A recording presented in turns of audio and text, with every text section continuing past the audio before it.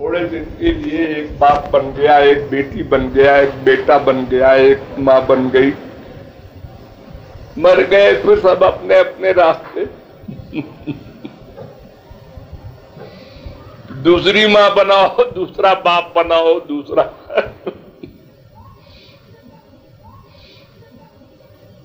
अभिमन्यु जब मर गए, अर्जुन कुछ परेशान हुए, उन्होंने श्री कृष्ण से कहा, एक बार दिखा दो हमारे बेटे को। उन्होंने कहा, अरे भाई क्या करोगे, अब बेटा वोटा कहाँ रहा हो तो पता नहीं, कहाँ गया होगा, कहाँ। अरे आप तो दिखा सकते हैं। तो उन्होंने कहा ठीक है, बुला देते हैं भाई। बुलाया तो अर्जुन ने कहा, बेटा। तो अभिमन्यु ने कहा कि तुम्हारा बेटा तो वहीं रह गया, मुझे क्यों बेटा कहते हो? अरे बॉडी जो है, शरीर जो है, उसी के तो तुम बाप थे, वो तो मैं छोड़ आया और तुमने जला वला दिया उसको। और मैं तो तुम्हारा न बेटा हूं, न बाप हूं, न मां हूं। कितने बार तुम हमारे बेटे बने हो। एक तो मुसाफिरों की जगह है संसार। 4 दिन के सब रिश्ते नाते, ये हमारा है, ये हमारा है, ये हमारा है। फिर एक एक करके चलते गए अपने अपने हिसाब से। दूसरा कह रहा है, कहां जा रहे हो? अरे भाई हमारा स्टेशन आ गया, हम जा रहे हैं।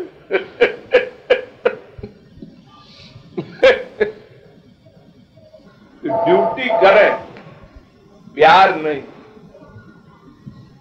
ड्यूटी भर करें बस। हाँ भाई ठीक है, तुम पति हो, रुपया कमा के लाओ, हम बीवी हैं, अपना खाना वाना बना के तुम्हारी सेवा करेंगे। दोनों का अपना अपना स्वार्थ है, चलेगी गाड़ी, अच्छा है।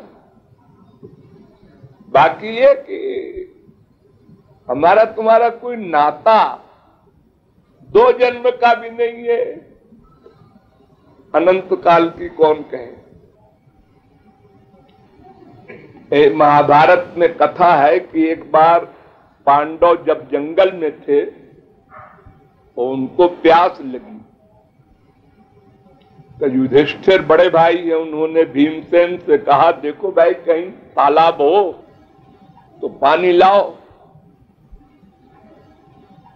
वो पहलवान तो थे, जल्दी भाग के गए, देखा और लौटे, उन्होंने कहा हाँ एक तालाब है, पानी लाओ जाओ। जैसे तालाब में हिले, उसमें एक यक्ष रहता था, शापित स्वर्ग का। उसने कहा, है पहलवान पानी मत छूना। अरे कौन बोल रहा है पानी के अंदर, बाहर तो आ, उठा के टांग फेंक दूं। 10,000 हाथी का बल था भीमसेन में, तो वो उनसे भी बड़ा बलवान, लंबा चौड़ा, आकाश तक उनका खड़ा हो गया यक्ष।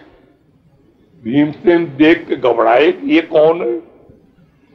उनने कहा, देखो बेटा ऐसा है कि हमारे 60 क्वेश्चन है, 60 सवाल, उनके जवाब दे दो, फिर पानी ले जाओ। और अगर ऐसे जबरदस्ती किया तो मैं टांग खींच के अंदर कर दूंगा। भीमसेन अकड़ गए, ने कहा, जा जा, मेरा मुकाबला विश्व में कोई नहीं कर सका, तू क्या करेगा? उसने खींच लिया और पानी के अंदर कर दिया उनको। पानी के अंदर उसका अपना एक महल था यक्ष का, कैद कर दिया उसे। बड़ी देर हो गई, युधिष्ठिर ने कहा, भीमसेन गया, लौटा नहीं, अर्जुन तुम जाओ। और फिर बड़े रात में गए, उनसे भी यही सवाल किया, और वो भी अपने गांडीव धनुष का अहंकार रखे हुए थे, तो उनका भी पैर खींच लिया पानी के अंदर।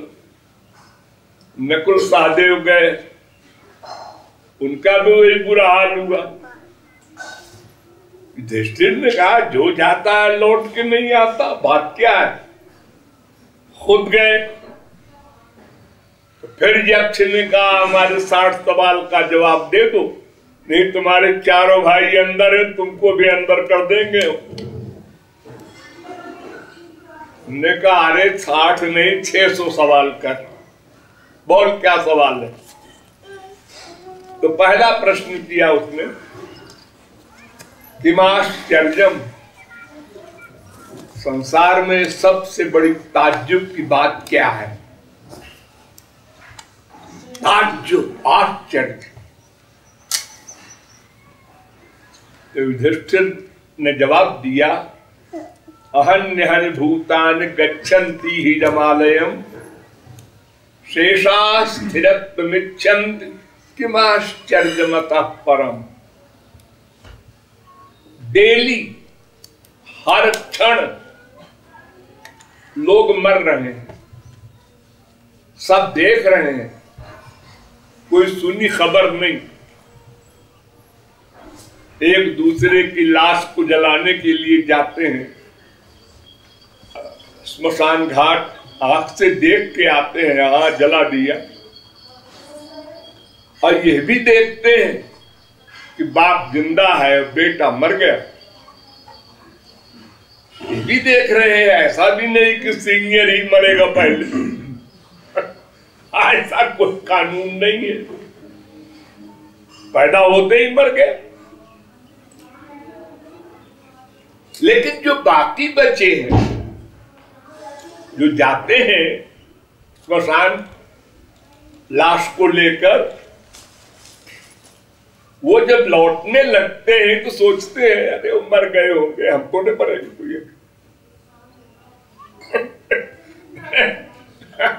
अभी अपनी उम्र ही क्या है, 50 बरस के तो है, 60 बरस के तो है, सेंचुरी पार करेंगे अभी तो इससे बड़ा कोई आश्चर्य नहीं कि आंख से देखते हुए भी अंधे हैं और परमार्थ की फिक्र नहीं है। कर लेंगे कर लेंगे कर लेंगे।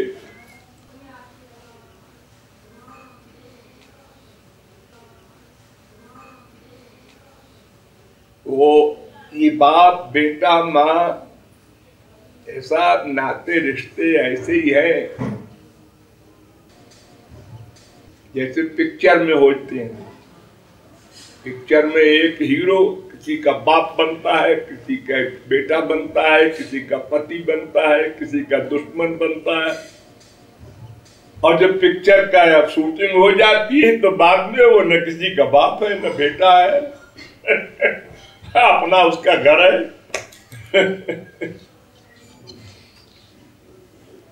ऐसे ही ये संसार है।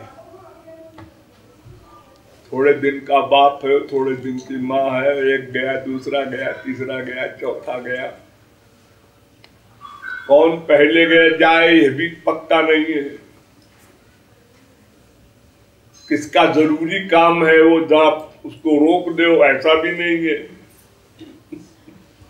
साइन करने का भी मौका नहीं देता यमराज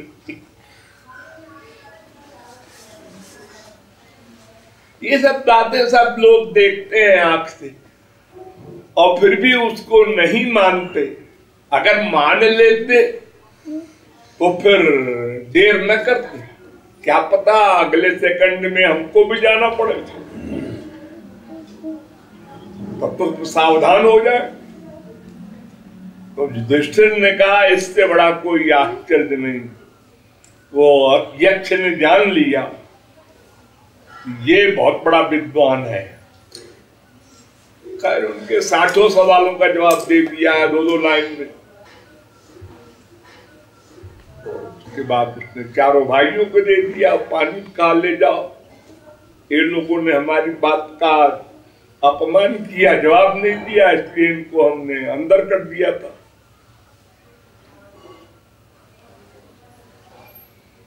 सबसे प्रमुख बात यही है समझने की कि हमारा संसार से नाता आत्मा का नहीं है, ये शरीर का है और शरीर नश्वर है।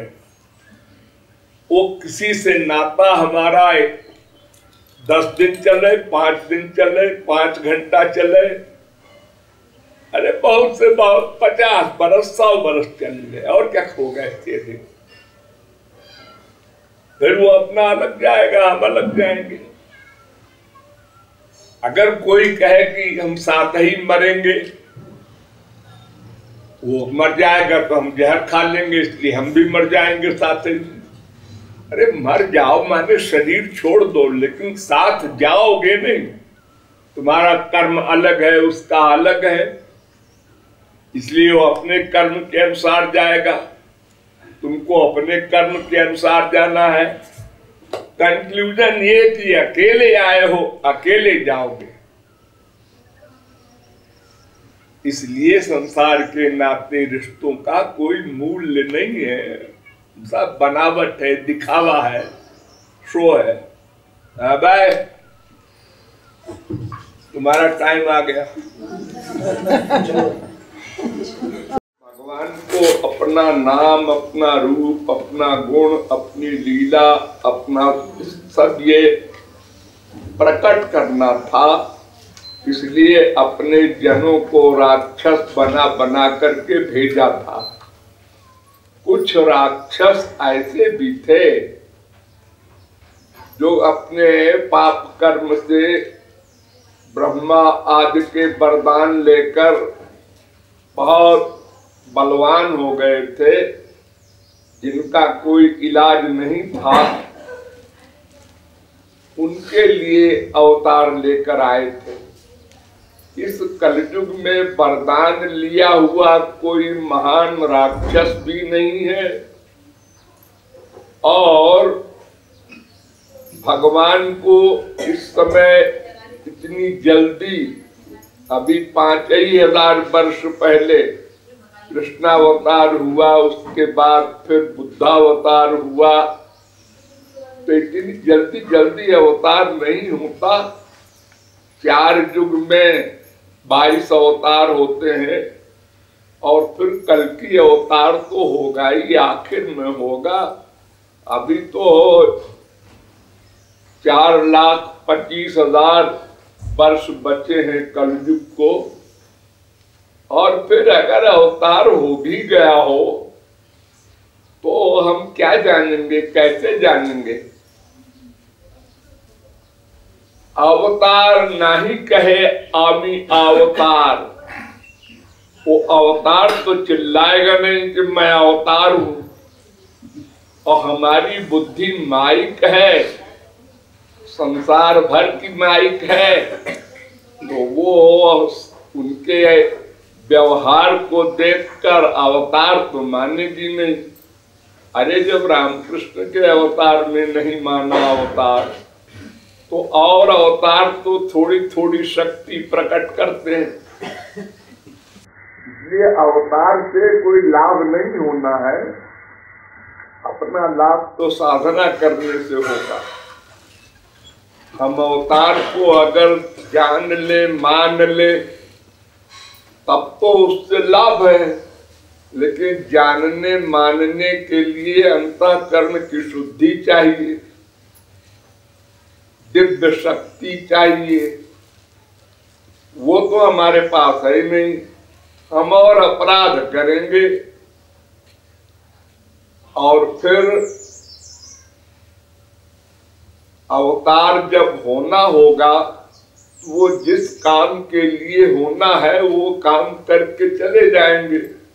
एक राक्षस को मारने के लिए कि जितने अवतार हुए हैं, मत्स्यावतार, कच्छपावतार, बाराहावतार है और नृसिंहावतार, ऐसा 2-2 मिनट के लिए आए, एक राक्षस को मारा, चले गए।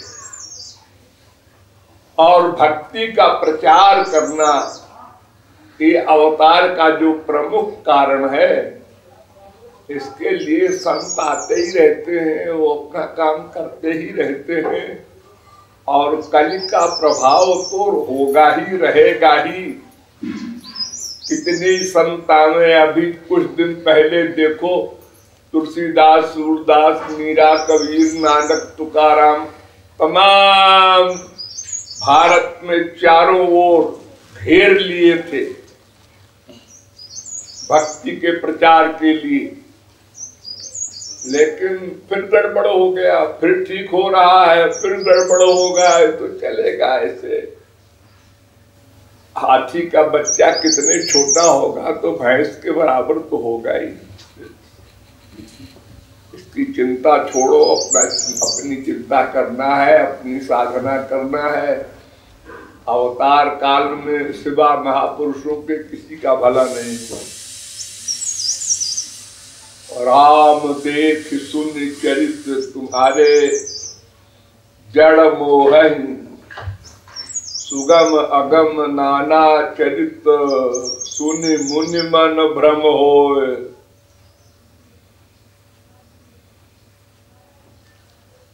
और अनंत ब्रह्मांड है, तमाम ब्रह्मांडों में इस समय भी हो सकता है कहीं बड़े बड़े राक्षस वरदान लेकर हुए हो, उनको मारने वारने आए हो, आ रहे हो, आएंगे, अपना काम करेंगे, वो उनके काम से हमको क्या मतलब। हमारा पड़ोसी क्या करता है इससे हमसे क्या मतलब। छोटा सा बच्चा, ओ पापा ऑफिस में क्या करते हैं, ये पूछता भी नहीं। अरे करते होंगे जो करते होंगे, अपने से क्या मतलब है। अपने को पैसा दे दे टॉफी के लिए, बात हो गया।